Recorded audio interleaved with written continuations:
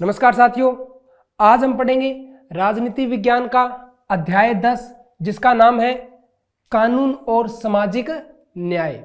यानी कि कैसे समाज को न्याय दिलाने में कानून की भूमिका रहती है, कैसे कानून हर एक व्यक्ति के न्याय के बारे में समानता का प्रदर्शन करता है। तो आइए देखते हैं कि अगर मैं सबसे पहले बात करूं तो मसला मजदूरों के मेहनताने का है। मेहनताना मतलब बच्चों वो जो श्रम करते हैं, जो कार्य करते हैं, उसके एवज में उन्हें जो पैसा दिया जाता है उसे कहते हैं मेहनताना, यानी कि उनकी मेहनत का जो पैसा है। निजी कंपनियां, ठेकेदार, कारोबारी लोग आमतौर पर ज्यादा से ज्यादा मुनाफा कमाने की कोशिश करते हैं। यानी कि हर एक प्राइवेट धंधे के अंदर जो भी व्यक्ति कार्य कर रहा है वह यही चाहता है कि उसका मुनाफा सबसे ज्यादा हो। वह अपने अंतर्गत कार्य कर रहे लोगों के मुनाफे के बारे में नहीं सोचता, और कई बार तो बच्चों ऐसी स्थिति बन जाती है कि वह उन्हें उनका मेहनताना तक नहीं देता।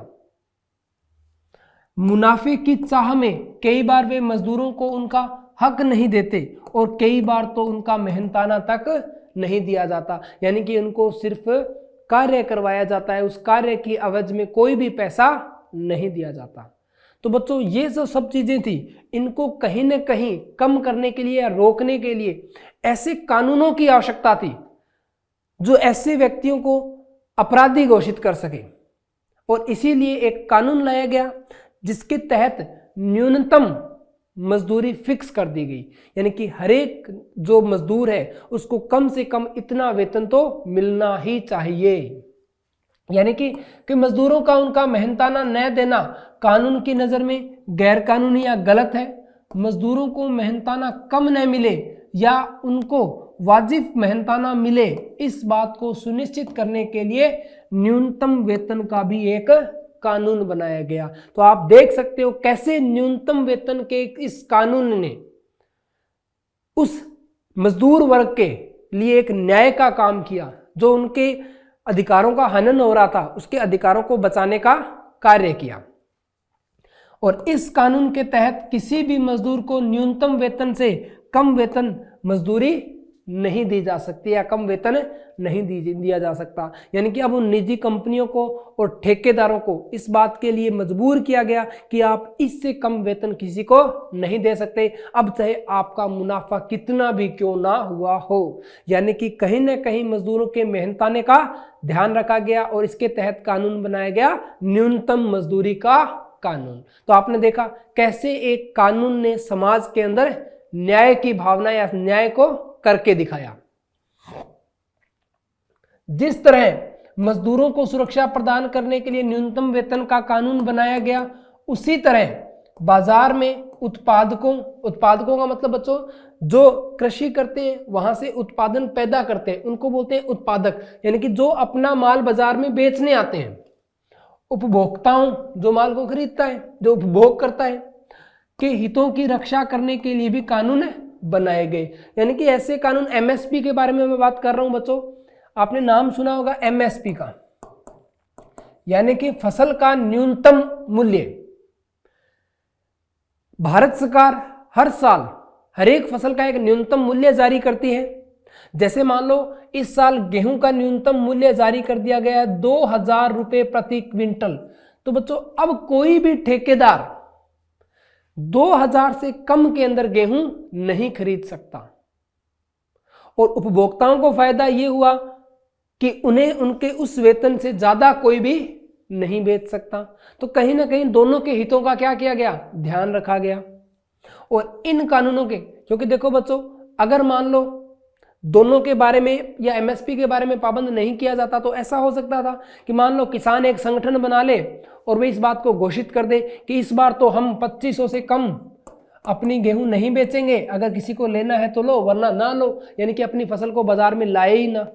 और जब फसल बाजार में आएगी नहीं, यानी कि उसकी आपूर्ति होगी नहीं, आपूर्ति नहीं होगी, मांग बढ़ रही है, तो फसल का रेट अपने आप क्या हो जाएगा, बढ़ जाएगा।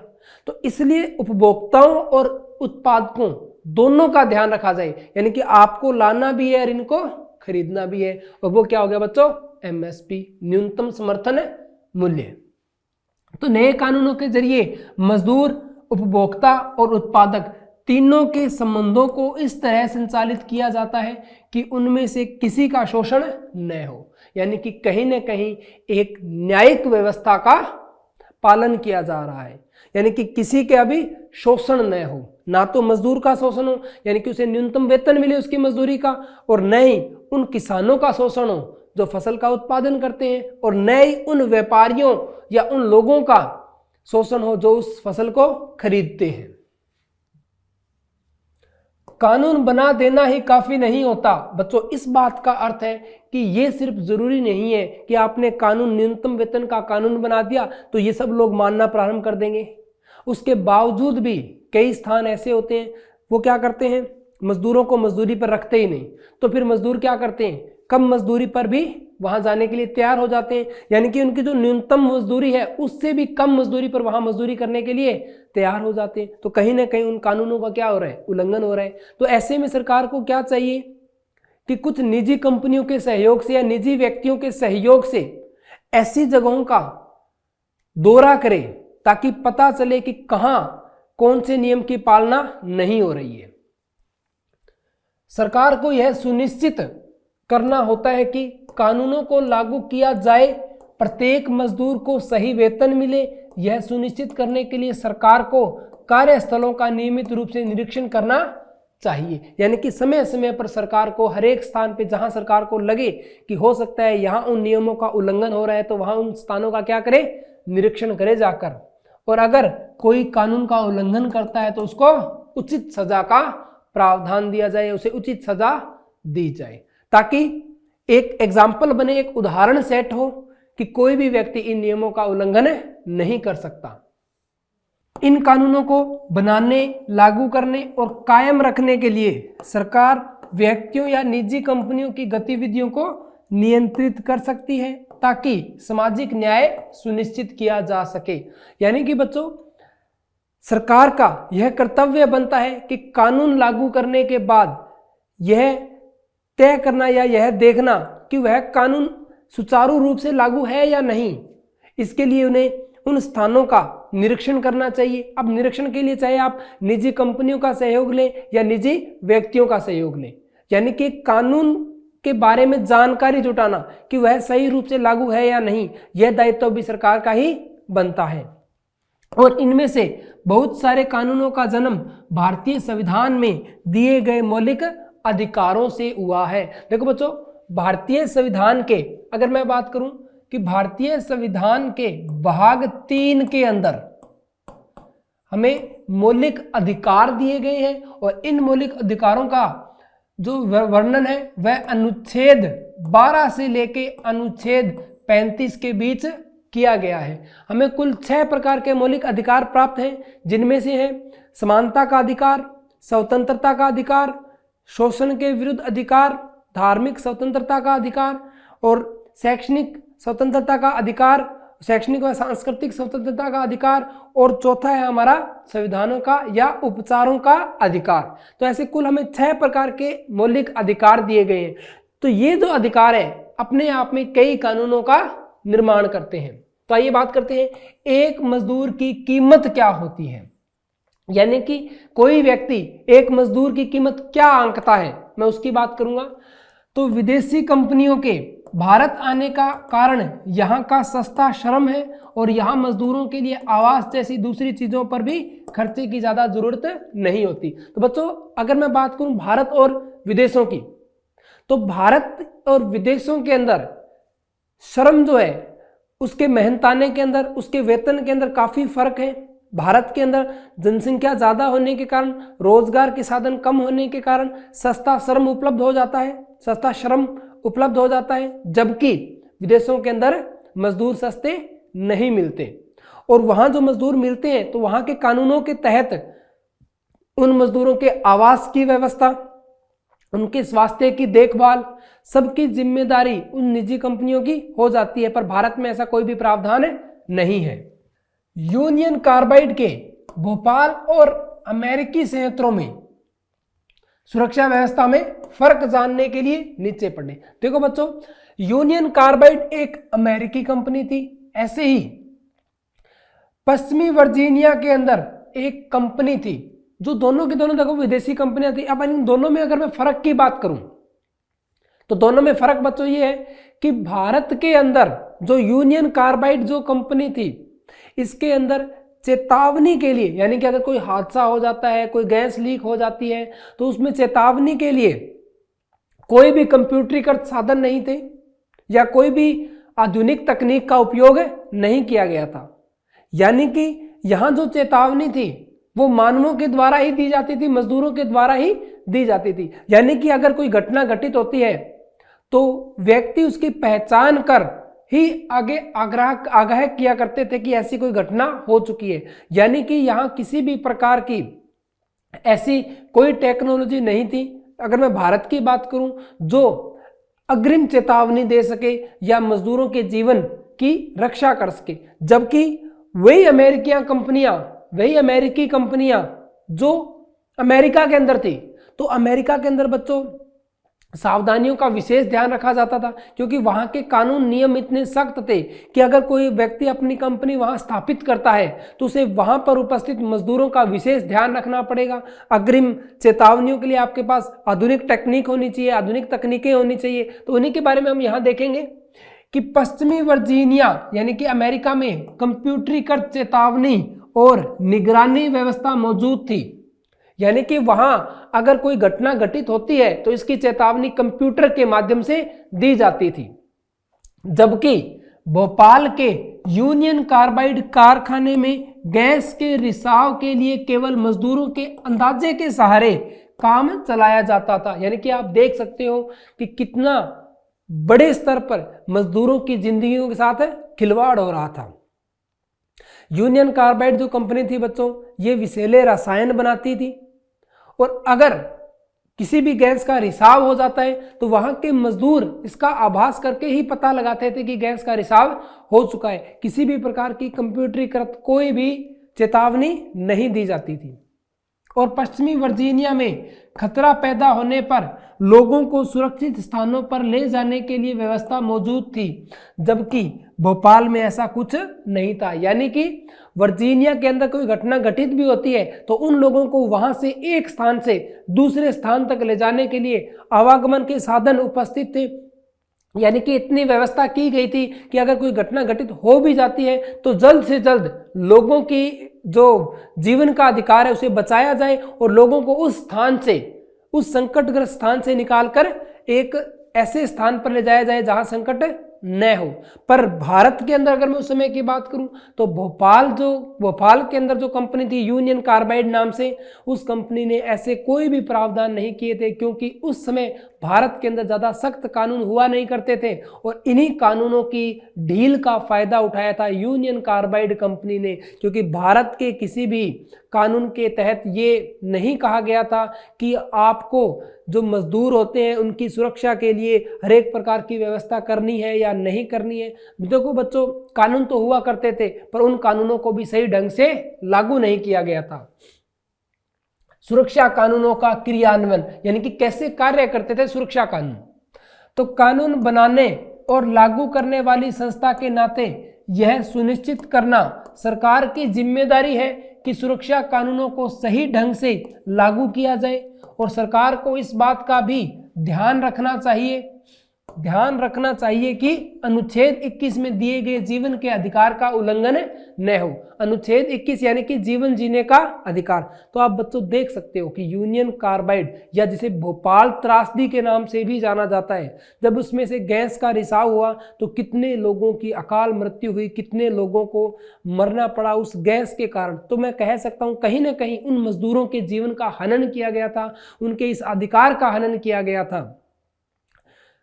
तो बात उठती है बच्चों कि उनके इस अधिकार का हनन क्यों किया गया, क्यों सरकार ने पहले से पता नहीं किया, सुनिश्चित नहीं किया कि ये कानून लागू है या नहीं है, क्यों सरकार ने कभी इस बात पर ध्यान नहीं दिया कि जो सुरक्षा व्यवस्था है वो यूनियन कार्बाइड कंपनी के अंदर कैसी है, उचित है या नहीं है, वहाँ चेतावनी सिस्टम कैसा है कैसा नहीं है। तो इन सब बातों को देखकर यही पता चलता है कि बच्चों उस समय जो सुरक्षा कानून थे उसका क्रियान्वयन सही ढंग से नहीं किया गया था। यूनियन कार्बाइड कंपनी ने यहाँ भारत के अंदर संयंत्र लगाने के लिए सबसे महत्वपूर्ण यही बातें देखी कि यहाँ कानूनों के अंदर काफ़ी ढील है, यहाँ पर्यावरण को आप कितनी भी क्षति पहुँचा सकते हो, यहाँ श्रम बहुत ही आसानी से प्राप्त होता है, यानी कि मजदूर बहुत ही सस्ते दामों पर प्राप्त होते थे।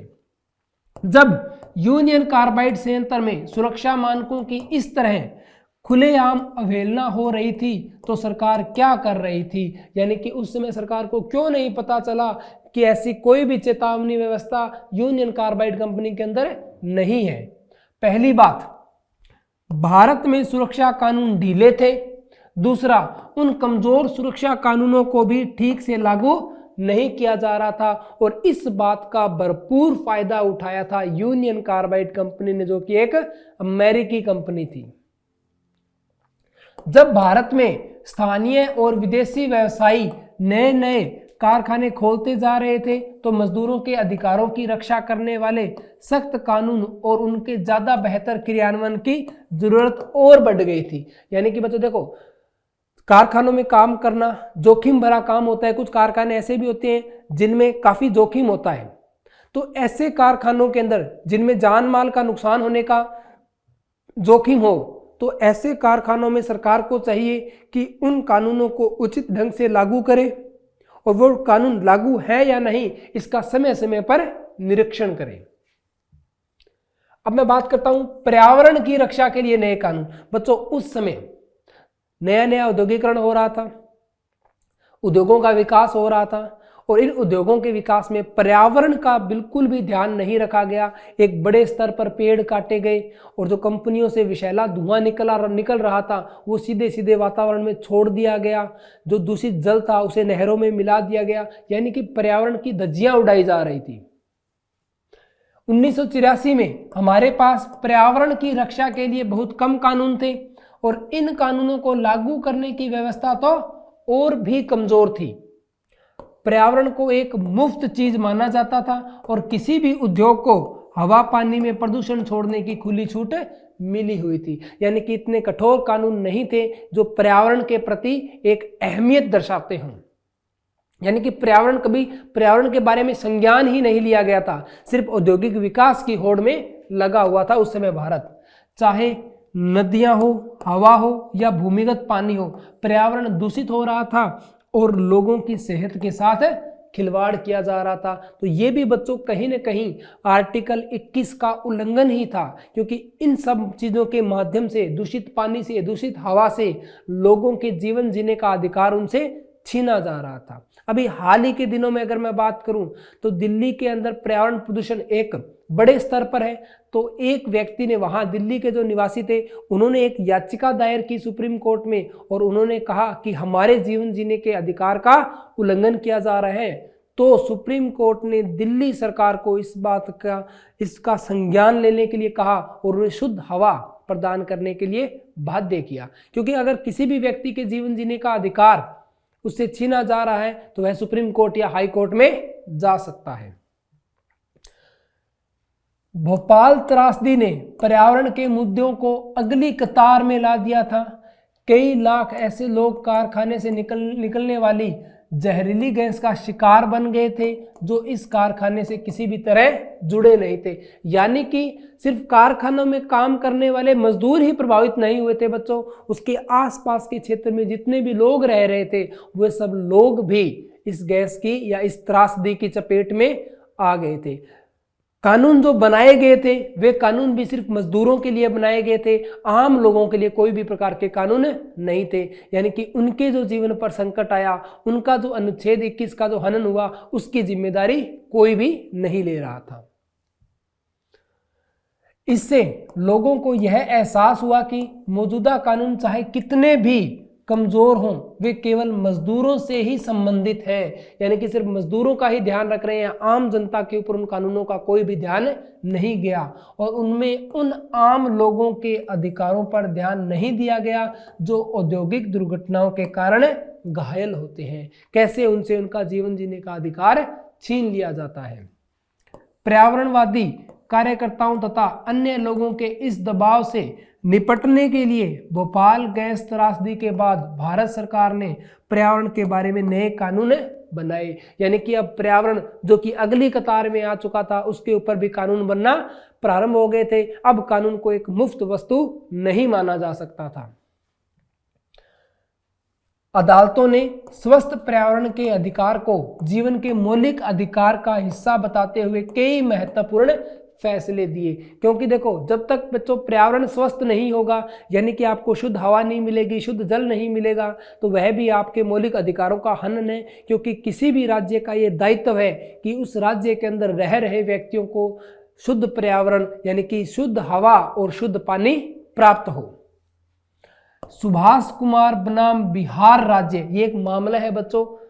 सुभाष कुमार बिहार के थे, उन्होंने बिहार राज्य सरकार के ऊपर एक याचिका दायर की। उसके तहत के मुकदमे में सर्वोच्च न्यायालय ने कहा कि जीवन का अधिकार संविधान के अनुच्छेद 21 के तहत एक मौलिक अधिकार है और इसमें प्रदूषण मुक्त हवा और पानी का अधिकार भी शामिल है। यानी कि कैसे कोई व्यक्ति अपने हो रहे इस मौलिक अधिकार के हनन के खिलाफ सुप्रीम कोर्ट या हाई कोर्ट में भी जा सकता है। तो बच्चों, इसी के साथ हमारा ये अध्याय यहीं समाप्त होता है। इस अध्याय के अंदर हमने जाना कि कैसे कानूनों के द्वारा सामाजिक न्याय को प्रोत्साहन मिला, कैसे कानूनों का सही ढंग से क्रियान्वयन कर हम सामाजिक न्याय को बढ़ावा दे सकते हैं। बच्चों, इस अध्याय के साथ हमारा राजनीति का पाठ्यक्रम भी यहीं समाप्त होता है। धन्यवाद।